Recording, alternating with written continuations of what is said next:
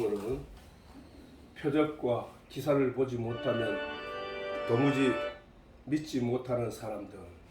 첫 번째 시간. 시작. 읽어보자. 시작. 예수께서 다시 갈릴리 가나에 이르시니 전에 물로 포도주를 만드신 곳이라. 왕의 신하가 있어 그 아들이 가버나움에서 병들었더니 그가 예수께서 유대로부터 갈릴리에 오심을 듣고 가서 청하되 내려오셔서 내 아들의 병을 고쳐 주소서 하니 저가 거의 죽게 되었습니다. 예수께서 가라사대 너희는 표적과 기사를 보지 못하면 도무지 믿지 아니하리라. 신하가 가로되 주여 내 아이가 죽기 전에 내려오소서. 예수께서 가라사대 가라 내 아들이 살았다 하신대 그 사람이 예수의 하신 말씀을 믿고 가더니 내려가는 길에서 그 종들이 오다가 만나서 아이가 살았다 하거늘 그 낫기 시간대를 물은즉 어제 제7시에 열기가 떨어졌나이다 하는지라. 아비가 예수께서 내 아들이 살았다 말씀하신 그때인 줄 알고 자기와 그 온 집이 다 믿으니라. 이것은 예수께서 유대에서 갈릴리로 오신 후 행하신 두 번째 표적이니라. 아멘.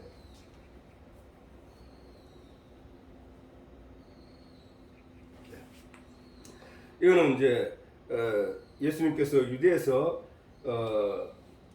세례를 베푸시다가 유대에서 세례 명절을 지나 세례를 베푸시다가 이제 북쪽으로 사마리아 땅에 있는 갈릴리 지방으로 다시 말해서 고향 지방으로 다시 올라가시는 가운데 수가성이라는 곳에서 수가성 사람들에게 진리를 선포하고 그들과 함께 이틀을 유하시다가 다시 이제 출발을 해서 이제 그 갈릴리 가나에 이르렀던 곳이다.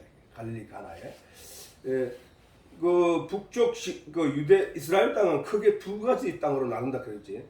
남유다와 북이스라엘. 다시 말해서 남유다와 예루살렘과 북쪽의 그 사마리아. 소식 봤지?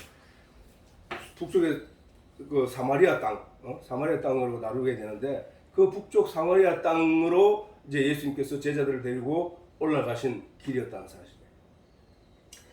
그 올라가서 지금 갈릴리 가나는 우리가 들어봤지.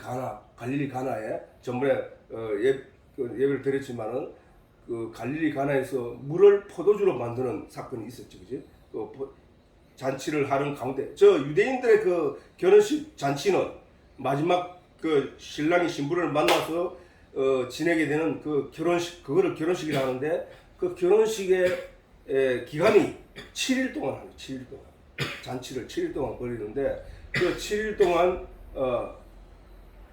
그 잔치를 벌이는 중에 물이 포도주가 떨어졌단 말이에요. 잔치를 물론 신랑이 다 준비를 하더라도 그 잔치에 쓸 일주일 동안씩이나 하다 보니까 그 포도주가 떨어져 버리니까 잔치가 파할 지경에 이르렀단 말이에요. 사람들이 그 잔치를 망치게 되는 그런 결과를 이뤘을 때 마리아가 예수님 모친 마리아가 잔치에 그 일을 하다가 그 안에 잔치를 도와주고 있다가 포도주가 떨어졌다. 큰일 났다고 그 아들 예수에게 말을 했단 말이에요. 그랬더니 예수님께서 여자여 그것이 나와 무슨 상관이 있느냐 이런 말을 했다. 자기 엄마 보고. 근데 그렇게 말했을 때 마리아는 거기에 대한 다른 아무것도 얘기하지 않고 제자들에게 예수가 시키는 대로 모든 것을 행하라 이런 얘기를 했단 말이에요. 그런데 그 봉아리 보니까 항아리가 있는데 그 항아리에 물이 없더라고요. 그 항아리는 정결 예식에 쓰는 항아리였다고 그랬지, 그지? 정결 예식이 뭐야? 몸을 씻는 거거든. 다시 말해서 몸을 깨끗게 하는 게 하게 하기 위하여 물을 담아놓는 돌 항아리였단 말이에요. 근데 그게 원래는 성전 마당에 있었다고, 성전 마당에. 근데 그 얘기로 봐서 그 성전 마당에서 그 잔치가 일어난 것은 아닌가라고 가나혼 잔치에 대해서 얘기할 수 있는 거예요. 왜냐하면 물 항아리 때문에, 돌 항아리 때문에 그 돌 항아리에 예수님께서 물을 채워라라고 하셨다. 그래서 그 제자들이 그 물을 채웠더니 그래서 그걸 떠다가 연회장에 갖다 주라 이런 얘기를 했다고 예수님이. 그래 연회장에 잔치상에 들고 가는 동안에 물이 포도주로 변해버렸더라고요. 물이. 물이 포도주로 변하는데 그 포도주가 얼마나 그 가치 있는 포도주였는지 그 장이 연회를 이끌어가는 장이 아니 이렇게 좋은 술이 이렇게 좋은 귀한 포도주가 아니 보통은 제일 먼저 좋은 걸 내놓고 있다가 나중에 안 좋은 걸 내는 게 맞는 건데 어떻게 이렇게 좋은 거를 이제 내놓느냐라고 하면서 신랑에게 말할 정도로 그 포도주가 완벽한 포도주였다는 거야. 이 얘기는 사람의 몸을 정결케 하는 것이 물이었단 말이에요. 물이었는데 이제는 예수께서 피로 바꿨다는 거예요. 몸을 정결케 하는 그 매개체 몸을 정결케 하는 그 요소가 물이 아니라 피라는 거야. 피. 예수님 오시고 이후로 피로 깨끗게 해야 된다는 거야. 그렇게 하였다는 거야. 그래서 그렇게 그 메시지를 중요한 그 물이 포도주로 변한 그 사건은 기적을 일으켰다는 차원이 아니라 그 차원 이상을 넘어서 예수님의 의지와 하나님의 뜻이 거기에 담겨 있다는 사실. 하나님의 뜻이. 그렇게 물로 세례를 옛날에는 그 전에는 구약에 이렇게 찾아보면은 세례는 단어가 어디서 단어가 나오냐 하면은 요한이 세례를 베푸는 그때부터 세례가 나오는 거야. 세례는 성경에서 세례라는 단어가 그냥 구약에는 어떻게 하냐 정결 예식을 정결케 하기 위하여 물두멍을 설치하라 녹바다를 설치하다 그게 다 정결케 하는 그릇이야.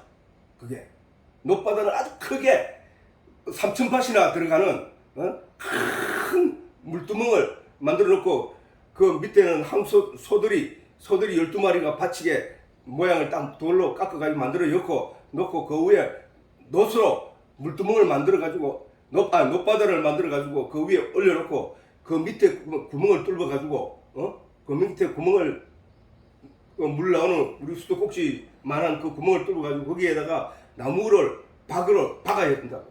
그리고 그걸 뺐다가 끼다 하면서 그 밑에 그릇을 담아서 물이 나오면 빼가지고 물이 나오면 거기에 손발을 씻고 박아놓고 다시 성전 안으로 들어가고 이렇게 했다고. 그전에는 제일 처음에는 녹바다가 아니고 물두멍이었다고. 물두멍. 하나님이 모세에게 명령할 때는 시내산 명령할 때는 물두멍이었다고. 근데 거기서 솔로몬이 성전을 크게 짓고 난 뒤에 녹바다를 지었다고. 녹바다를 만들었다고. 그렇게 했는데 어쨌든 그게 정결이라는 얘기는 있고 씻으라는 얘기는 있으되 세례라는 단어는 세례 요한 이후로 나온 단어야. 세례 요한이 세례를 베풀었다. 그래서 요한을 세례 요한이라고 하는 거야. 세례 요한. 이름이 세례 요한이고 세례를 베푼 요한이라는 뜻이거든. 세례 요한이라는 뜻. 이름이 세례 요한이 아니고. 그래서 그 일이 있고 그다음 이렇게 왕의 신하의 아들이 병들어 죽게 되었을 때 그를 낫게 하는 이 기적을 일으켰는데 그것이 두 개 다 가나에서 행했다라는 그 말씀을 하시는 거야. 자, 이 결혼식이라는 얘기가 아주 중요한 얘기예요. 사실은 예수님께서 그래서 이 땅에 오셔서 첫 번째 기적을 일으킨 일이 바로 가나 혼인잔치에서 물을 포도주로 만드는 일이었단 말이에요. 물론 혼인잔치가 굉장히 중요한 일이야. 사실은 그 얘기가 그거를 가나 혼인잔치를 떠올릴 때 우리는 그 가나 혼인잔치를 떠올릴 때 우리는 예수가 신랑이고 내가 신부라는 사실을 그게 항상 먼저 생각을 해야만 이 얘기가 무슨 얘기를 하고 있는지에 대해서 이해할 수 있다는 사실이에요. 우리는 그것을 깨달아가는 거거든. 자, 그래서 우리나라도 마찬가지야. 요 진행 신수는 사실은 어느 결혼식도 마찬가지야. 사실은 어느 나라 결혼식이나 그거야. 자, 결혼의 순서가 어떻게 되냐? 정혼을 한다. 정혼이라고 하는 것은 뭐야? 정혼은 정혼을 하고 우리나라로 말하는 뭐 약혼이라고 하지. 약속했다고. 혼례를 약속한 사람.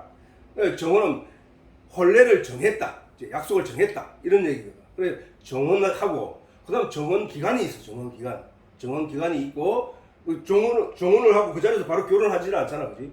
그렇게 양가 부모가 정혼을 하고 신부와 신랑의 의견의 내용을 가지고 정혼을 하고 결혼합시다 시킵시다 라고 정혼을 하고 그 다음 정혼 기간이 있고 그 다음 신랑을 기다리는 신부가 있다면 정혼 기간 동안 신랑이 이걸 기다리지. 그 다음에 밤중에 찾아 유대인들은 저 신랑이 신부를 찾아올 때 밤중에 찾아온다.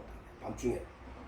그 다음에 신부를 만나서 그때부터 잔치가 벌어지기 시작. 결혼의 본격적인 잔치가 일주일 동안이나 이 결혼의 진행 순서는 바로 우리 성도 신부인 우리와 예수님의 관계를 설명하는 거야. 설명하는 거야. 자, 이스라엘의 역사가 어느 나라에도 있을 법한 이스라엘의 저 역사가 하나님이 역사를 우리에게 주시면서 이게 성경이야. 여기서 네가 진리를 찾아야 돼. 여기서 너희가 나를 발견해야 돼. 라고 하신 것이거든. 그래서 저 결혼식을 통해서 우리는 바로 예수님과 나와의 관계, 내가 지금 어느 자리에 있고 어느 위치에서 내가 무엇을 하고 있어야 되는지에 대해서 설명하는 거라는 거예요. 자, 정혼이라고 우리가 차례를 한번 보자. 정혼이라고 하는 것은 신랑과 신부가 서로 동의를 얻은 상태에서 양가의 부모를 통하여 결혼하기로 합의한 것이 정혼이라는 거야. 그것을 약혼이라고 한다고 우리는 말할 때, 우리는 그걸 다르게 말하면 성경의 말씀으로 우리에게 약속을 한 언약이라는 거예요. 언약. 말씀 언자에 약속 약자. 말씀으로 약속하신 내용이 있는데 그것을 우리는 영적으로 하나님과 나와의 관계에 일어날 일에 대해서 약속을 받았다는 것이다. 그래서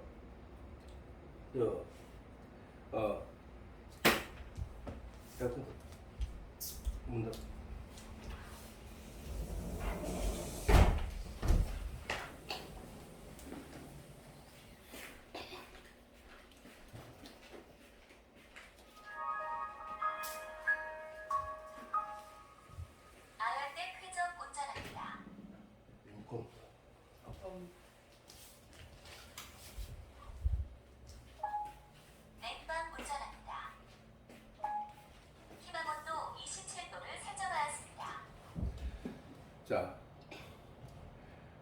그래서 언약은 예수님이 우리에게 어떤 언약을 하셨냐? 자, 예수님은 십자가를 지시기 전 세상에 말씀하시기를 누구든지 세상 죄를 지고 가시는 예수님을 믿는 자마다 영생을 얻게 된다는 그 말씀을 하시면서 언약을 하셨단 말이에요. 약속. 누구든지 나를 믿는 자는 영생을 얻는다. 이 말씀하셨다. 이것이 바로 하나님께서 독생자 예수 그리스도를 이 땅에 보내시고 맺은 언약, 정혼이라는 거예요. 그러므로 이 약속대로 예수님을 믿는 자들은 모두가 예수의 신부로 정혼 곧 약속된 것이라는 거예요. 약속. 우리는 지금 예수님의 그 말씀을 믿고 따라가고 있기 때문에 우리는 그 하나님과의 약속된 정혼은 그 내용이라는 사실이에요. 그 내용. 그래서 이제부터는 다른 존재에게 내 자신을 내어줄 수 있는 상황이 못 된다는 거예요. 그거는 만약에 저기에서는 유대인들은 이 정혼이 이루어졌다는 사실은 법적으로 벌써 혼인행위랑 마찬가지라는 거예요. 근데 이게 이제 우리가 깜짝 놀랐던 것은 예수님의 아버지 마리아가 예수를 잉태했을 때, 성령으로 잉태했을 때 그때가 바로 그 정혼 기간이었단 말이에요. 정혼 기간에 요셉이 자기 아내라는 마리아가 정혼하고 난 뒤에 임신했다는 소리를 딱 듣고 요셉은 거기에서 성경에서 말하기를 의롭고 선한 사람이라고 말하거든. 왜? 조용히 이 이야기를 마무리하기 위하여 이와 서로 약혼을 파기로 하려고 했다. 그때 천사가 요셉에게 나타나서 두려워하지 말라. 아내 데려오기를 두려워하지 말라. 이 말씀을 하시면서 그대로 이어갔는데 그만큼 유대인들에게 있어서 율법을 어긴다는 것은 살 수 없는 죽음을 맞이할 수밖에 없는 그런 상황이었다. 그래서 이 정혼 약속을 한 그 상태에서는 그 어떤 다른 결혼한 상태와 똑같은 행위를 해야 된다는 사실. 그래서 바로 그 정원은 우리가 하나님과의 관계에서 우리가 예수님의 그 약속을 받은 자들로서 바로 성도, 곧 예수님의 신부다. 신부로서의 자세를 가져야 된다. 그러면 정원 기간에는 신랑은 어떻게 하느냐? 정원 기간 동안 신랑은 유대인들은 정원을 하고 난 뒤에 신랑은 자기 집으로 돌아가서 아버지 집에 신부가 올 처소를 마련하고 그것을 준비하는 그 일을 했다 이거야. 1년 동안 신부가 들어왔을 때 이 집 안에서 살 수 있도록 여러 가지 조건들을 갖추고 준비하는 기간이었다 이 말이야. 그 다음에 요셉은 마리아의 그건 얘기했지. 그래서 성도, 이게 바로 정원기간에 성도가 그러면 우리가 지금 정원기간에 있는 거잖아. 정원기간. 예수님과 신랑이신 예수님과 신부인 내가 이 정원기간 동안에 해야 될 이 일이 신앙생활이다. 신앙생활. 예수를 기다리면서 내가 준비해야 될 신앙생활을 해야 될 준비. 신랑은 우리의 처소를 마련하기 위하여 아버지 집으로 가셨단 말이야. 이제 정원을 하고 난 뒤에 아버지 집에 부활하셔가지고 아버지 집에 가셔가지고 우리의 처소를 마련하고 우리는 그 기간 동안에 신랑이 나를 데리러 오는 동안에 내가 해야 할 일은 천국에 들어갈 때에 내가 신부로서의 갖춰야 될 조건들을 다 갖추면서 들어가야 된다는 얘기죠. 그것을 우리는 이 땅에 있을 때 성도의 생활하는 동안에 우리가 준비를 해야 된다는 거죠. 자, 예수님께서 정원기간에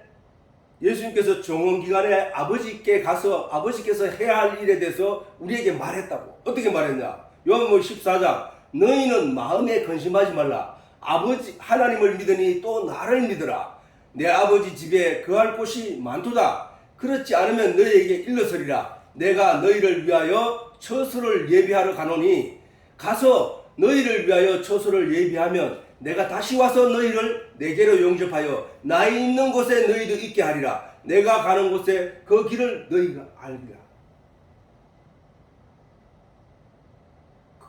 바로 저 일이다. 정원 기간 동안 정원을 하고 난 뒤에 예수님이 우리에게 약속하시기를 내가 가서 아버지 처소에 아버지 집에 가서 너를 맞이할 신부인 너를 맞이할 처소를 마련하고 준비하고 있을게.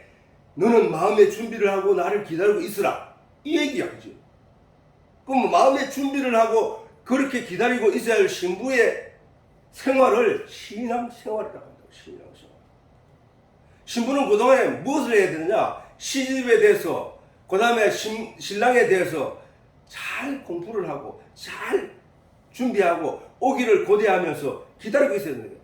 아니 신부가 신랑이 오든지 말든지 뭐 안 오도 그만 와도 그만 뭐 이런 자세로 기다리고 있지는 않을 거란 말이지. 사랑하는 신랑이 자기를 데리러 오기를 학수고대하며 기다린다 이거야. 자, 그 얘기를 신랑은 기다리는 신부, 요게 이제 세 번째 단계로서 신랑이, 요게 바로 정원기간이야. 정원기간, 정원기간 똑같은 얘기인데, 신랑이 아버지 집에 신부의 처소를 마련하는 동안 신부는 결혼생활 필요한 생활용품을 준비했다고 한다는 거야.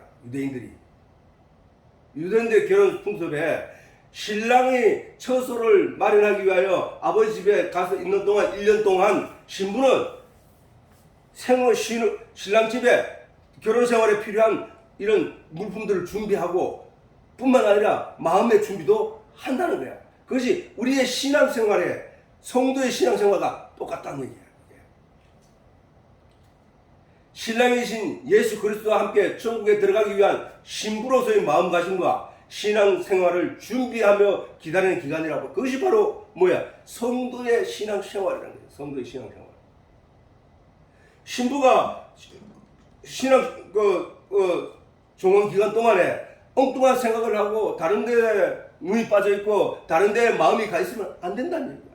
오로지 신랑을 기다리면서 신랑을 생각하면서 시집에 갈 그 기쁨과 그 소망을 가지고 그렇게 기다리는 것이 바로 정혼 기간에 신부가 해야 할 내용이라는 사실.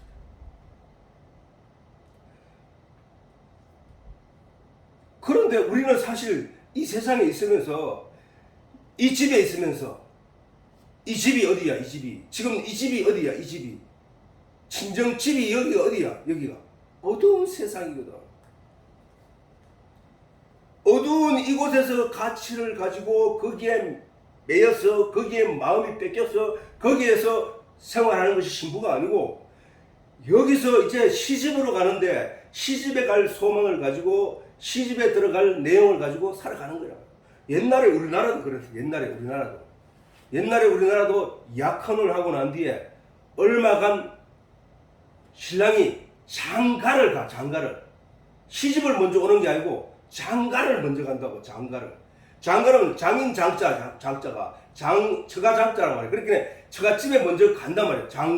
처가집에 먼저 가서 결혼식을 해. 옛날에 결혼식을 2번 하는 건 마찬가지잖아요. 신부집에 가서 결혼식을 하고 그래서 거기에 잔치를 벌리고 거기서 아내를 데리고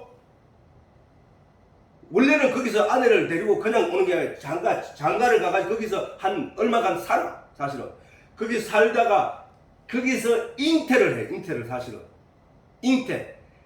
아내가 임신을 하게 하고도 생명을 가지게 한단 말이야. 생명을 가지게 해서 그 아내를 데리고 시집으로 온다고. 다시 시집으로.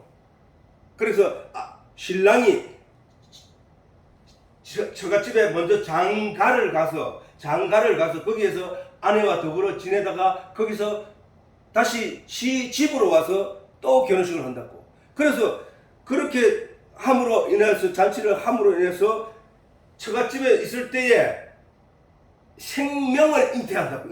생명을 잉태해서 시집으로 온다고. 시집으로 생명을 가진 자만 들어가는 거야. 원칙적으로는. 이 유대인들도 봐. 자, 우리도 봐봐. 우리도 뭐냐? 예수님이 이 땅에 오셔서 우리에게 뭘 줘서 정혼을 하면서 언약을 하셨단 말이야. 언약을 했는데 우리는 그 언약의 말씀을 듣고 그 말씀을 내 속에 잉태하는 거야. 그 말씀을. 잉태한 자를 부활했다 하거든. 부활. 하나님의 말씀을 마음에 받아 그것으로 믿음이라는 생명을 잉태하게 되면 그거를 천국에 들어가는 존재가 되어버린다. 신부가 이제 그 생명을 잉태하고 그 신랑 오기를 기다리고 있는 거예요. 지금 우리가 지금 하나님의 말씀을 내 안에 받아서 내 속에서 생명을 지금 잉태하고 있는 거야. 잉태. 그 생명이 있는 자만 신랑과 함께 잔치마당에 들어간다는 사실이야. 시집으로 간다고 우리가 천국으로 우리가 가게 되는 것을 가리켜서 신앙생활에 우리가 준비해야 할 내용이라는 거야. 이 땅에 있으면서 이 땅의 어두운 세상에 있으면서 그 빛을 잉태하지 않은 자는 못 들어간다는 얘기야. 그래서 내가 예수님께서 말씀하신 내가 가서 다른 보혜사 성령을 너에게 보내니 그 성령이 너희 속에 들어갈 때까지 너는 예루살렘을 떠나지 마라. 그 성령이 오면 네 안에서 생명을 잉태해서 그 말씀을 양육해서 그 말씀이 뭔지 하늘의 비밀을 네로 깨닫게 하여 그 신랑을 기다리게 할 거야. 그 얘기거든. 자, 여기서 우리가 신부가 기다려야 될 내용은 뭐냐? 자, 마가복음 13장 31절 33절에 있는 천지, 이 땅과 하늘이지. 하늘과 하늘천, 땅지. 하늘과 땅은 반드시 없어져. 자, 그걸 쉽게, 그게 잘 이해 안 되면 이렇게 생각하라고. 하늘과 나에게 있어서 하늘과 땅은 없어져. 언제? 내가 지금 눈을 뜨고 있고 내가 살아있기 때문에 저 하늘과 땅을 보는 거야. 그지? 근데 내가 죽고 이 땅에 대한 내용, 내가 죽고 내가 없어져서 며칠 전에 있었던 그 장사 상가집에 갔다 왔는데 그 상가집에서 시체를 바로 들어가니까 한 30분 40분 지나니까 가루로 변해 나오더라고. 사람을 다 태워서 가루로 만들어 버리더라고. 그거 시켜가지고 그걸 가지고 항아리에 담아주더라고. 그렇게 이 세상에 있는 동안에 이 집이야, 이 집.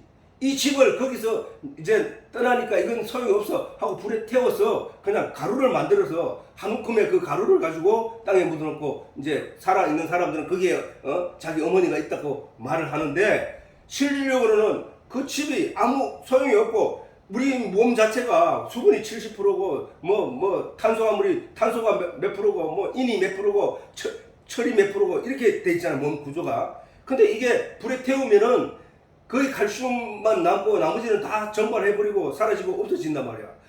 이와 마찬가지로 이것들에 있을 이 세상의 것들이 내 몸이 사라지는 순간 천지도 없어져 버리고, 나에게 있어서만큼은 육신의 눈으로 볼 수 있는 내용으로는 천지도 하늘도 없어지고 땅도 없어진 거야. 그게 없어진 거라니까.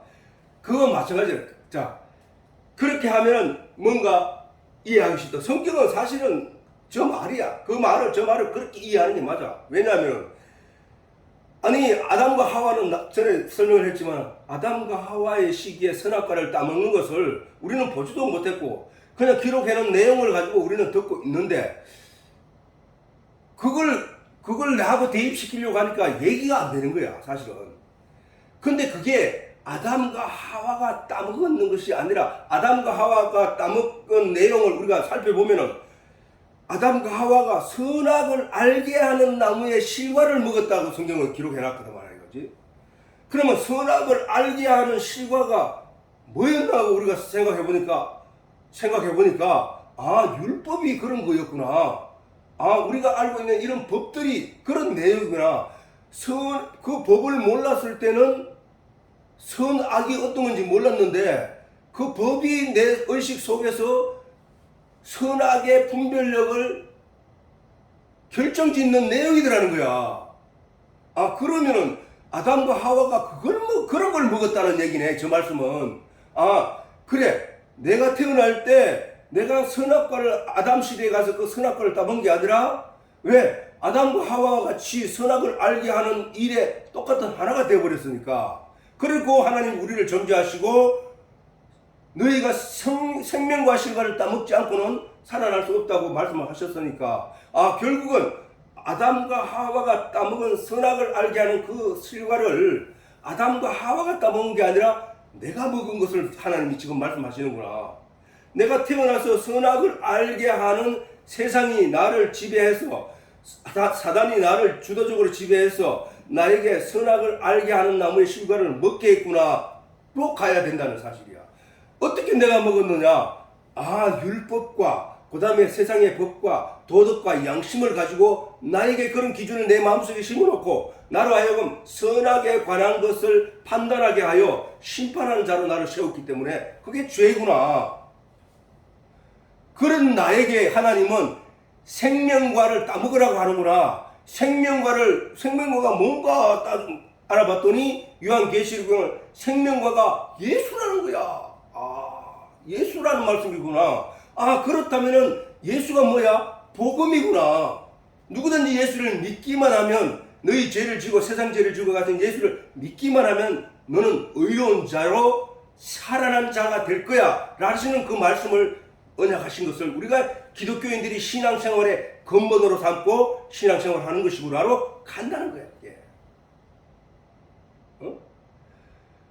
천지는 없어지겠으나, 천지는 없어진단 말이야. 그것 때문에. 내가 죽으면 천지가 아무 소용이 없기 때문이야. 땅이 내게 무슨 소용이, 내가 죽으면 아무것도 아닌데 저가 땅하고 나하고는 관계가 없다니까. 내가 죽으면 하늘과 나도 관계가 없다니까. 내 눈에 보이는 저 하늘, 나 태양도 관계없어. 그게 세상의 끝이야, 내 인생은. 그래서 그날과 그때는, 그날과 이 세상의 심판은, 내가 오늘 죽고 난 뒤에 이 천년 후에 이 지구가 망한 일에 내가 무슨 그렇게 관심을 가지겠냐고. 그게 아니란 말이야. 하나님이, 예수님이 지금 이 말씀을 하시는 것은 니의 끝날, 그걸 말씀하시는 거야. 자, 천지는 없어지겠으나 내 말은 없어지지 아니하리라. 왜 말이 없어지지 않아? 내 영이 있기 때문에. 내 영은 그 말씀에 의해서 내가 인도받기 때문에. 예수님의 말씀이 뭐라 했어? 내 말이 곧 영이니라 라고 말씀하셨거든, 예수님이. 내 말이 곧 영이야. 그러면은 지금 우리가 내 영혼이 하나님의 영을 받아들여서 하나가 되었을 때 그를 가리켜 내가 네 안에, 네가 내 안에 있는 것이고, 너는 생명을 가진 자고, 너는 생명을 잉태한 자고, 너는 부활한 자고, 너는 천국에 가는 자야로 약속하신 것이 성경 전체잖아, 지금. 그러나 그 날과 그때는 아무도 모르나니 하늘에 있는 천사들도 모르고 아버지만 아시느니라. 어떤 날? 그 마지막 날. 그거 내가 이해하기 쉽게 이해하려면은 내 죽는 날, 죽는 시간. 아버지만 아시는 거야. 천사도 모르고 아무도 모른다는 거야. 그래서 주의하라.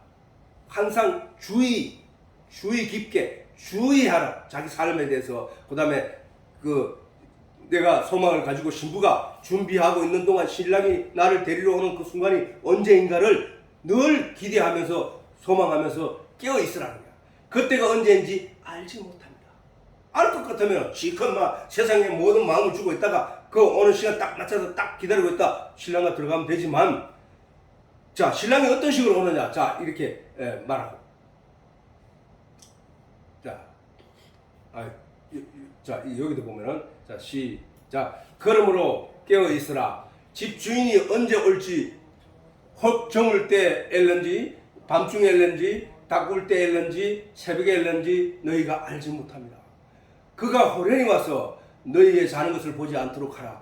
깨어 있으라. 내가 너희에게 하는 이 말이 모든 사람에게 하는 말이니라. 깨어 있어야 돼. 우리가 깨어 있으라는 얘기는 뭐냐? 지금 이 순간에도 이 세상에서 내가 복음의 소리를 듣고 신랑의 소리를 듣고 정혼을 하고 난 뒤에 내가 이제는 그 예수, 그 좋으신 예수, 그 신랑을 내가 내 남편을 맞이하여 내가 영원히 행복하게 살리라 라는 마음을 정했으면, 그리고 내 처소를 마련하기 위하여 아버지 집에 가서 처소를 마련하는 동안에 내가 해야 할 일은 신랑을 고대하면서 천국에 시집에 들어가서 행복하게 살 일에 대해서 내가 마음의 준비를 하고 깨어 있어야 되는 게 신랑이 언제 올지. 깨어 있지 않으면은 이 세상에 눈을 두거나 이 세상의 어떤 가치에 눈을 두게 되면은 그는 신랑을 맞이하지 못하게 된다는 거예요. 그래서 우리는 여기서 신랑을 맞이하는 신부들에 대해서, 예수님은 한 분인데 그러면 신부가 이렇게 많아요? 이렇게 얘기하잖아. 그거는 우리가 영적으로 보면은 나와의 예수님과의 관계야. 누구든지. 자, 영적으로 보면은 예수님은 말씀이잖아, 지금. 그러면 나는 뭐야? 영적으로 나도 말씀이야, 말씀. 왜? 하나님이 말씀이시니까, 태초에 하나님은 이 말씀이 하나님이라고 했으니까, 그 말씀이 육신을 입고 이 땅에 오신 분이 예수님이니까, 예수님이 말씀이니까. 근데 하나님의 형상, 그러면 하나님 형상이 뭐야? 말씀이잖아. 하나님의 형상을 닮은, 우리의 형상을 닮은 사람을 만들자 하고 사람을 지었으니까 사람들도 말씀이라는 얘기잖아, 그지? 하나님의 형상을 닮은 존재, 사람이 말이라는 거야, 말. 그럼 내 속에 있는 말이,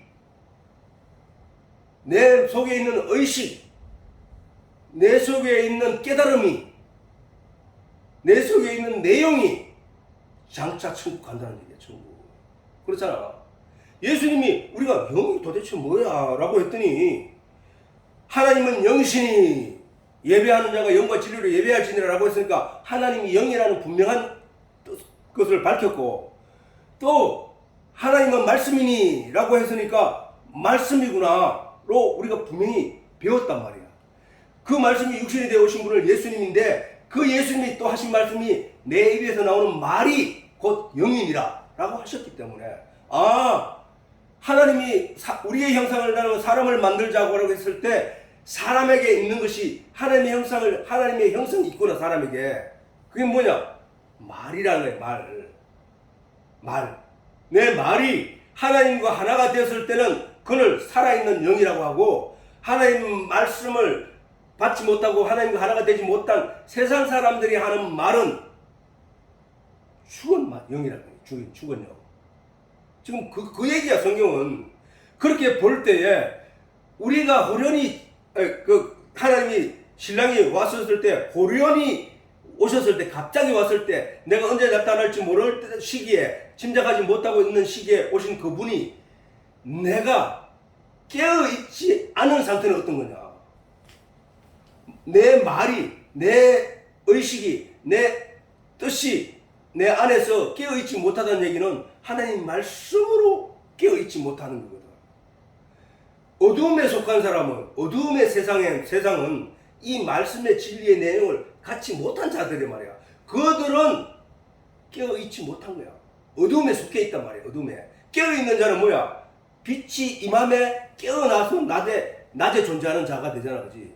밤에 깨어있다는 것은 근본적으로 논리적으로 맞지 않는 거야. 원칙적으로는. 밤은 잠을 자는 시간이거든. 어두움의 시간이란 말이야. 그래서 깨어있으라고 하는 거야. 깨어있으라. 그러므로 깨어있으라. 집주인이 언제 올지, 혹 저물 때, 혹 밤중에든지 닭에 울 때든지 너희가 알지 못합니다. 그러므로 깨어있으라. 깨어있는 자는 왜 깨어있게 되느냐? 그 안에 진리의 내용을 가지고 있기 때문에. 말씀은 빛이라고 했으니까 그 빛을 가지고 있는 자이기 때문에, 그는 낮에 속한 자이기 때문에 그는 깨어있게 된다. 그래서 우리가 예수님은 아까 그 유대인들이 그랬잖아. 유대인들의 결혼 풍습은 신랑이 신부를 맞이하려 올 때에는 항상 밤중에 온다. 밤중에 와서 그 신부를 만나고 난 뒤에 그 신부를 어느 방에, 신부의 방에 가두어 놓는다. 그걸 속되게 말하면 가두어 놓는다고 하는데, 이렇게 사람들이 볼 수 없도록 신부의 얼굴을 베일로 가리고 그 신부를 방에 한 특정한 지역에 넣어놓고 일주일 동안 있다가 마지막에 신랑이 그 얼굴을 벗겨서 사람들에게 보여준다는 거예요. 그게 유대인의 풍습이라고 하는 거예요. 자, 밤중에 신랑을 찾아온다고 해요. 유대인들은. 자, 예수님께서 밤에 찾아오신다는 말씀은 우리에게 했지. 예수님께서도 신부인 성도를 찾아올 때 밤이라고 성경은 말하고 있단 말이에요. 밤에. 이 밤이라 하는 의도를 우리가 잘 이해해야 돼요. 밤이라 하는 것은 우리가 우리 눈으로 보는 밤, 이거는 무슨 얘기인지 알지? 빛이 없으면 밤이잖아. 태양이 저렇게 동쪽에서 떠서 하늘을 지나갈 때에는 동안을 낮이라고 해요. 빛이 있을 동안에는. 그래서 모든 것을 분별할 수 있고 모든 것을 밝히 알 수 있는 때를 낮이라고 한다고. 근데 빛이 지구가 자전에서 돌아감으로 말미암아 빛을 볼 수 없게 되는 밤이 이르게 되면은 빛이 없으므로 모든 것을 제대로 볼 수 없는 어두움이 존재하기 시작한다는 거예요. 어두움이 지배하기 시작한다고. 사실 모든 악한 일들은 이 어두울 때 일어나고 있다는 사실이야. 사실은 이 어두울 때에 왜 일어나느냐? 남이 나를 볼 수 없을 것이라는 그것이 그들에게 자유가 되는 거야. 자유. 우리는 남이 나를 봐도 내가 떳떳해야 되는 삶을 살아야 되는데, 남이 나를 보더라도 내가 창피하지 않고 부끄럽지 않는 상황이 어두움이거든. 그때 어두움에 용기를 내서 자기 멋대로 살아가는 것이 어두움이야. 그 어두움이 영적으로는 어떤 게냐? 하나님의 능력과 하나님의 말씀이 이 땅에 살아있으면 사람들은 스스로 어두움의 일을 하지 않아. 근데 이 세상은 지금 여러 가지 도덕적이거나 윤리적이거나 양심적이 전혀 없는 사람들이 세상을 이끌어가는 것처럼 보여. 왜? 그들에게 이 세상은 어두움이기 때문이야. 우리는 이 어두움 속에 살면서도 왜 어두움의 사람들과 같은 생각을 하지 않냐면은, 하나님이 나를 보고 있다는 사실을 알기 때문에, 빛이 나와 함께하고 있다는 사실을 알기 때문에. 자, 그래서 신랑을 찾으러 올 때는, 신랑이 신부를 찾으러 올 때는 밤에 오게 돼 있다는 거예요. 유대인들에게 결혼 풍습에서. 그래서 예수님이 밤에 찾아오신다는 말씀은 세상의 빛에 의한 낮과 밤을 말하는 게 아니라 영적인 의미의 밤이라는 거예요. 영적인 의미의 밤. 영적인 의미의 낮은 뭐야? 말씀과 함께 있을 때, 말씀 안에. 우리가 천국에 가서 살 때는 뭐야? 밤이 없다 그래. 거기는. 그건 밤이 없어. 왜 없냐? 빛이 항상 나와 함께 있기 때문에. 요한계시록 보면은 해와 달이, 거기 가면 해와 달이 없대. 하나님의 어린 양이 덩풀이 되심이라는 거야. 하나님의 어린 양이. 하나님의 어린 양이 덩풀이 되어서 항상 빛만 있게 돼. 빛 가운데만 살아간다는 거야. 우리가 지금 하나님의 세상에는, 이 세상에는 사람의 마음 속에 하나님의 진리의 내용인 빛이 있는 사람이 있고 빛이 없는 사람이 있지만, 그 나라에 가면은 모두가 빛 가운데 살아간다는 거예요. 빛 가운데. 거기는 악이 없다는 거예요. 어둠이 없다는 것은 거기에 악이 없고 죄가 없다는 얘기예요. 어둠이 없다는 얘기예요. 죄 자체가 어둠이기 때문에 그 얘기를 하는 거야. 그래서 거기는 어둠이 없고 거기는 밤이 없고 그래서 거기는 천국이라 하는 거예요. 천국, 하늘나라예요. 왜? 그 말씀이 빛이잖아. 진리가 빛이잖아. 그 빛만 거기 있는 거야. 너는 그 빛으로 살아갈게. 거기서. 그게 바로 성령이 우리에게 천국에 대해서 가르치고 있는 내용이란 말이야. 영적인 의미의 밤은 바로 하나님의 말씀이 없는 세상 사람들의 마음이야. 세상 사람들의 마음 속에는 그들이 바라보는 가치는 이 세상의 가치밖에 없어. 지금 그런데 우리 믿는 성도의 속에는 이 세상의 가치보다가 더 중요한 가치를 보고 있는 내용이 있는데, 그것이 바로 천국의 내용이라. 천국의 내용. 말씀의 내용이라는 거예요. 말씀의 내용. 그것이 우리 속에 있다는 거예요. 이게. 그것이 빛이라는 거야. 우리는 지금 이 땅에 있는 동안에 저 어두움을 보기도 하지만, 빛 속에 있으면서 말씀의 진리 내용 속에서 어둠의 내용대로 몸이 그들과 더불어 쳇바퀴 돌듯이 돌아가고 있지만, 우리가 천국에 가면은 그 어둠의 내용들은 거기서 볼 수 없다는 거야. 거기가 천국이야. 거기가. 그래서 어두운 세상에서 성도가 준비할 내용은 영원한 영적인 빛이 있는 그곳을 소망하면서 이 어두움의 아픔과 고통과 어두움으로 말미암아 생겨난 결과물, 죄로 말미암아 생겨난 결과물로 인간은 고통 속에 살아가고 있는 거거든.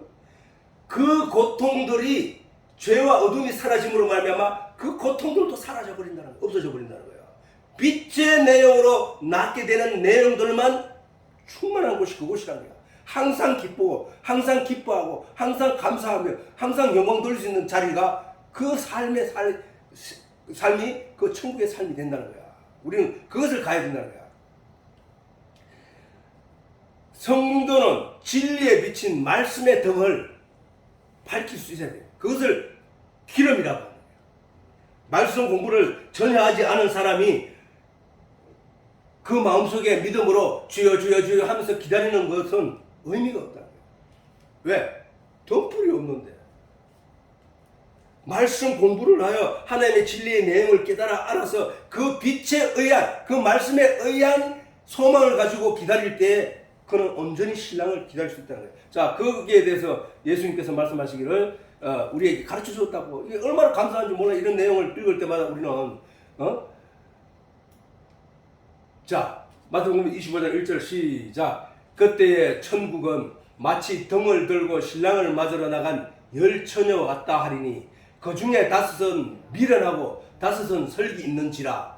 미련한 자들은 등을 가지되 기름을 가지지 아니하였고 설기 있는 자들은 그릇에 기름을 담아 등과 함께 가져갔더니 신랑이 드디어옴으로 다 졸며 잘새 밤중에 소리가 나되 보라 신랑이로다 맞으러 나오라 하매 이에 그 처녀들이 다 일어나 등을 준비할세 미련한 자들이 설기 있는 자들에게 이르되 우리 등불이 꺼져가나니 너희 기름을 좀 나눠달라 하거늘 설기 있는 자들이 대답하여 가로되 우리와 너희 썩기에 다 부족할까 하노니 차라리 파는 자들에게 가서 너희 썰 것을 사라 하니 저희가 사러 간 동안에 신랑이 오므로 예비하였던 자들은 함께 혼인잔치에 들어가고 문을 닫힌지라. 그 후에 남은 처녀들이 와서 가로되 주여 주여 우리에게 열어주소서. 대답하여 가로되 진실로 진실로 너희에게 이르노니 내가 너희를 알지 못하노라 하니라.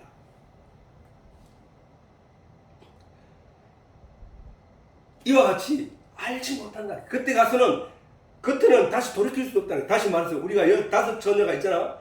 이 5 처녀가 뭐를 준비했다 해서 덤불을 준비했다 했잖아. 덤불이 뭐라 해서 말씀이라고 했지. 말씀. 교회에서 자 그래서 왜냐하면 예수께서 성령을 받으라고 해요. 성경에서 성령은 기름이야. 기름. 뭔 말이야? 우리가 하나님의 말씀을 날마다 묵상을 해도 이 말씀이 무슨 말인지를 알지 못하던 시절이 있었어. 그걸 왜 그래? 그 불빛을 밝히려고 애를 써서 내 믿음에 도움이 되게 하기 위하여 그 말씀을 열심히 읽어도 그 말씀이 무슨 내용인지 알지 못하던 때가 있었고, 어느 날 그 말씀이 내 눈에 확 들어와서 그 말씀이 무슨 내용인지 확 깨달아 알게 할 때가 있었다. 2개 중에 뭐가 성령이야? 바로 기름이란 말이야. 기름. 아니 기름은 뭐야? 불을 밝히게 계속 밝힐 수 있는 에너지로 존재하는 거야. 근데 그 말씀이 내 속에서 살아있으려고 하면은 성령이 계속 내 속에서 그 말씀의 진리를 깨달아 알게 하여 그 말씀의 빛을 드러나게 할 수 있어야 된다는 거야. 그게. 그래서 성령을 받아야 되는 거야. 저기서 준비하지 못한 5 처녀는 말씀 공부를 안 한 게 아니고 그 말씀의 빛을 밝힐 수 있는 에너지원인 성령을 받지 못했다는 얘기거든. 제 얘기가.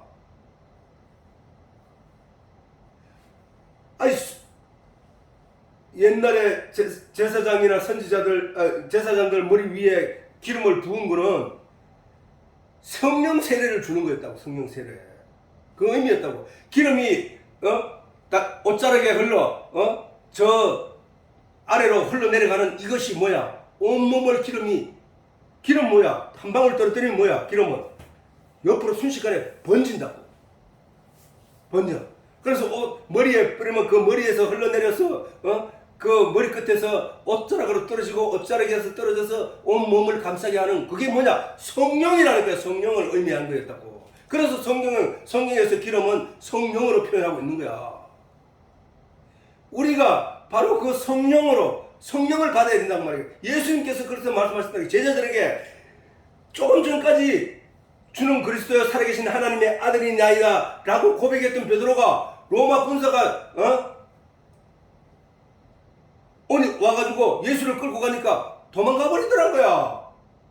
아니 그렇게 말씀으로 예수님 앞에서 당당거리고 아는 척하고 떠들던 그가 로마 군사가 와서 예수를 잡아가는 순간에 그만 절망이 되어서 나 떨어지더라는 거야.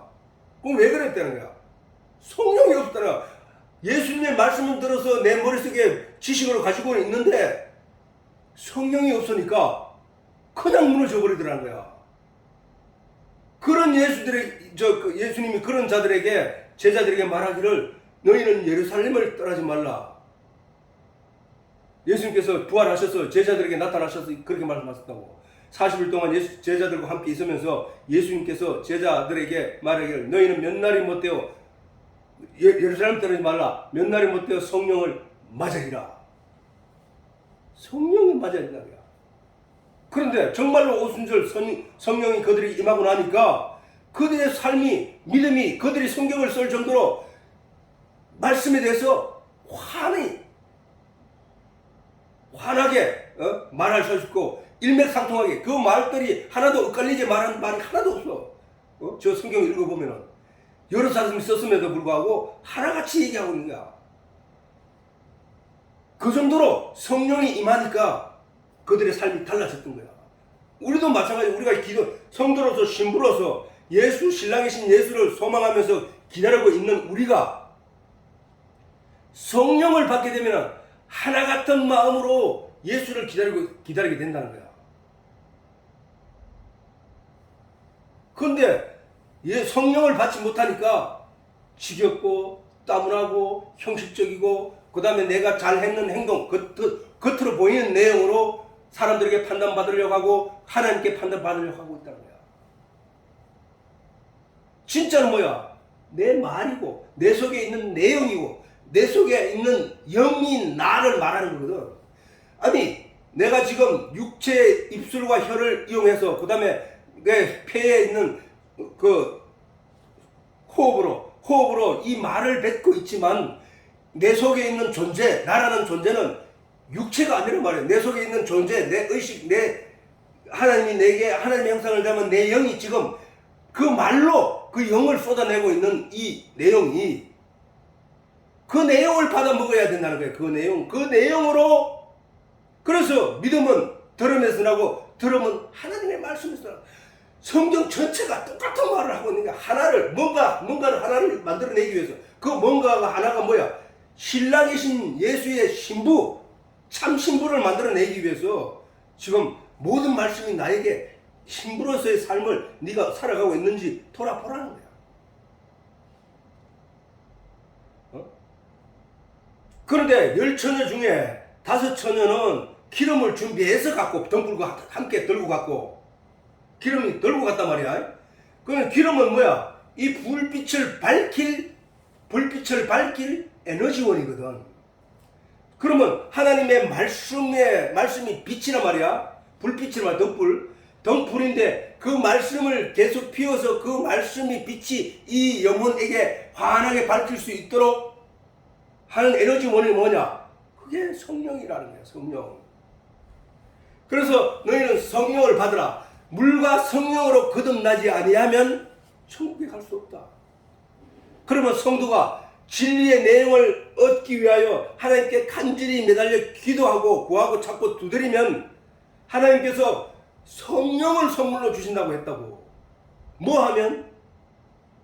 진리를 찾고 구하고 두드리면이라. 두드리면. 그럴 때 성령을 준다고. 진리가 뭐야? 하나님이잖아. 예수님이잖아. 말씀이잖아. 말씀을 깨달아 알기 위하여 하나님께 나 이거 잘 모릅니다. 하나님 나 알게 해주시옵소서. 그래서 내 믿음이 온전케 하여 주시옵소서. 추수할 때에 하나님이 알곡이 될 수 있도록 나를 도와주시옵소서 라고 간절히 기도하고 자꾸 두드리면 하나님이 선물로 주신다는 거예요. 선물로. 그지? 선물로. 우리는 그 성령을 받아야 됩니다. 그 성령.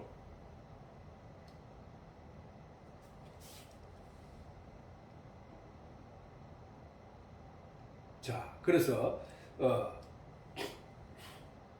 이렇게 신부가 성령을 준비하고 등불을 밝히면 신랑이 찾아온다. 신랑이.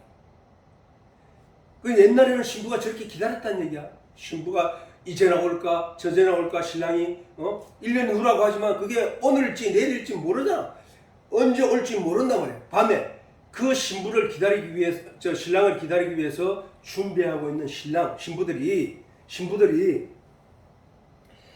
그 5처녀는 기름을 준비하지 못했고 5처녀는 기름을 준비한 그 경명한 걸로 인해서 아니 그러면 이렇게 기름을 준비하지 않고 가더라도 불이 켜져 있는 동안 신랑이 오면 되잖아요. 그건 네 생각이라는 거야. 그건 네 생각. 그렇게 신앙생활을 해도 된다고 생각하는 건 네잖아. 네. 왜 그렇게 생각해? 게을러서. 왜 그렇게 생각해? 귀찮아서. 왜 그렇게 생각해? 하기 싫어서. 그거는 뭐야? 신랑이 오든지 말든지 그런 마음이기 때문에 그런 거 아니야. 신랑을 고대하고 신랑을 학수 고대하는 사람은 신랑이 왔을 때 내가 그에게 이쁘게 보이기 위해서 그에게 아름답게 보이기 위해서 나를 치장하고 그리고 얼굴을 다듬고 하는 것과 마찬가지로 하나님이 신랑이 기뻐할 내용으로 나에게 가득 채워 준비할 거란 말이야. 시집에 갔을 때 필요한 그릇, 장만, 깨끗한 그릇들을 준비할 거란 말이야. 아니 찌그러진 그릇, 불에 시커매 끓는 그릇을 준비하는 게 아니라 좋은 거, 깨끗한 거, 이런 것들을 준비해서 신랑이 오면 나는 그거를 들고 신랑과 함께 시집으로 갈 것이라는 소망을 가지고 기다리는 게 돼야 될 거 아니야, 그지? 근데 그런 마음이, 그런 간절한 마음이, 그런 예수에 대한 간절한 마음이 없게 되면은 오든지 말든지 뭐 오겠지 뭐. 오면 나 설마 버리겠어? 이렇게 가는 거라고. 그때는 하나님이 그런 자들을 죽정이라고 말하는 거야. 죽정이라고. 알고 모아 곳간에 들이고 죽정이는 모아 불에 태운다 하는 저 말과 똑같은 얘기야. 5처녀 안에 들이고 5처녀는 바깥에 어두운 건데 내버리든 나는 너를 도무지 알지 못하더라 하고 버려둔다는 거야. 그 얘기 똑같은 얘기잖아.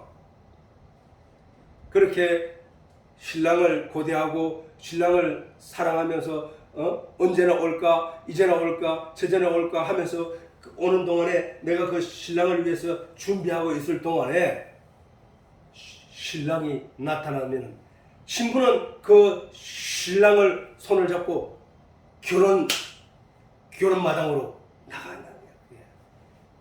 그래서 신부의 등장으로 유대인들의 결혼 풍습은 끝이 난다. 끝이 나. 그래 일주일가 아까 얘기했지. 얼굴에 베일은 뭐야? 분명하게 볼 수 없도록 사람들이. 그렇게 우리가 왜냐면 내가 그걸 생각해봤어. 이건 뭐 그건 생각인데 왜 신랑이 신부를 맞아서 그 잔치마당에서 잔치에 시작한 첫날부터 그 얼굴을 보이지 않을까? 라고 생각을 해봤는데 그걸 내가 그 아가서를 읽으면서 느낀 거야. 아가서를 읽으면 그 솔로몬이 자기 아내에 대한 사랑하는 자, 솔로몬이 사랑하는 자는 뭐냐 하면은 구스에 있는 흑인 여자였거든. 흑인 여자. 검은 얼굴을 가진 그 얼굴이었단 말이야. 사람들이 손가락질하면서 사람들이 그런데 솔로몬은 그를 진짜로 사랑했던 거야. 근데 그거와 마찬가지로 그렇게 그 사랑 때문에 아가스를 썼지만 그 아가스의 아름다운 식구 내용들이 너무나 아름답다고. 그 모양을 사람들 잔치장에 솔로몬의 잔치장에 모인 사람들이 그 구스 여자를 보고 부끄럽게 여겼던 것처럼 우리가 다 부끄러운 그 구스 여자와 같이 흑인과 같은 존재들이야. 원래는 죄인 중에 죄인들 아니냐 말이야. 그 더러운 인간을 베일로 가려서 사람들이 볼 수 없게 만들었다. 그런데 예수님은 그걸 사랑한다. 우리를. 그분이 바로. 자, 저번에 내가 잔치마당에 들어갈 때 예복을 준다고 그랬지. 그 예복으로 가는 거야. 다 같은 의미야. 다 같은 의미. 원래는 더러워서 함께 할 수 없는 존재인데 하나님이 예수님의 피로 깨끗게 한 그 옷을 입혀놓으니까 그를 깨끗하다고 한 거와 똑같은 거야. 우리가 다 지금 그 소망 때문에 예수를, 그 좋으신 예수님이기 때문에 신랑으로 맞이하고 그를 부여잡고 그가 다시 오기를 와서 나를 영원한 그 세계에 들어가게 하기 위하여 고대하고 있는 것이란 말이야. 이와 같이 우리가 수가성 여인도 예수님을 만날 때 어떻게 했어요? 그 전에도 예수를 믿는다고 메시아를 기다렸으니까. 근데 그 메시아를 기다리고 있던 그 여자에게 메시아가 옆에 와도 그가 누군지를 몰랐다고. 그건 아주 중요한 내용이야. 그 성경에서 가르치는 내용이. 아니 메시아를 기다려놓고 메시아가 왔는데 메시아를 모른단 말이야. 그게 다 우리야, 우리. 근데 그 메시아가 와서 내가 메시아야 라고 가르쳐 주니까, 그것을 실체를 딱 보여주니까 확 알았다는 거야. 그 전에 자기가 모든 내용이, 내가 읽었던 성경 모든 내용이 그 말이었구나, 이 말 한마디였구나, 그 메시아에 대한 얘기들이 전부 다 그거였구나 하고 확 구설이 팍 들어졌을 때 목걸이인지는 몰랐는데 그거 실에 다 끼니까 확 하나의 목걸이가 이해되었듯이, 구약 성경 읽고 신약 성경 읽고 혼자서 열심히 읽을 때는 이게 뭔 말인지 모르다가 어느 날 성경이 딱 들어오니까 내가 그야 라고 내 속에 들어와서 가르치니까 이 말 모든 말씀들이 하나로 엮어서 싹 엮여지더라는 거야. 지금 아빠처럼. 아빠가 그걸 느꼈거든. 성경이 들어오면 성경을 읽으면 이 말이 무슨 말씀이신지 확 깨달아 알아져버리는 거예요. 그 수가성 여인이 우물가에서 예수를 만났을 때와 예수님이 그 말씀하시고 난 이후의 삶은 달랐다. 어떻게 돼? 사람들 앞에 나서기를 두려워하고 망설이던 이 여자가 바로 마을로 뛰어들어가가지고 사람들에게 그 좋으신 예수를 전하더라는 거야. 그 사람들은 어떻게 해? 수가성 사람들도 그 여인의 말을 듣고 예수를 믿어서 그 상태가 어디야? 바로 우리가 성령을 만나지 못했을 때의 상황이야. 그래 가보자 하고 와서 예수님께 말씀을 들으니까 직접 들으니까 확 깨달아졌다는 거야. 그들도. 그래서 예수를 떠나지 말라고 붙잡는 거야. 우리 오늘 예수님이 성령을 받으라는 이유가 거기 있다고. 성령이 가르쳐 주지 않으면 너는 그 본체 실체를 알 수 없어. 그렇기 때문에 성령을 구해. 성령이 너희를 깨달아 알게 하고 깨닫게 할 거야 라고 하신 거라고. 이렇게 결혼의 과정을 통해서 하나님이 그 결혼의 첫 기적을 일으킨 그 내용을 통해서 우리에게 이 진리의 내용을 설명하고 있잖아. 그래서 우리가 말씀을 묵상하고 하나님께 진리를 구해야 되는구나. 말씀이 빛이라고 했으니까 우리가 빛에 속한 자가 되기 위해서는 말씀의 내용을 깨달아 아는 자가 되어야 되는구나. 그러기 위해서는 내게 가르치는 자는 성령을 함께 해야 되구나. 그 신부가 신랑과 하나가 됐을 때는 어떻게 돼? 완전한 일심동체가 되는 거야. 부부로서. 내가 성령을 알지 못하고 성령과 함께 있지 못할 때는 이게 뭔지 천지 분간을 못하다가 성령이 임하여 이 내용을 알게 됐다는 얘기는 결국은 뭐냐? 하나가 됐다는 거야. 하나가. 일심동체가 됐다는 거야. 이 사실로 우리가 이 결혼식을 통해서도 하나님이 우리에게 이 진리의 내용을 설명하고 있다는 사실을 다시 한번 상기하면서 우리가 남의 결혼식이든지 세상의 모든 일을 바라볼 때 하나님이 내게 이 내용으로 나에게 뭐를 가르치는 것인가를 생각하는 우리 가족이 다 되기를 바랍니다.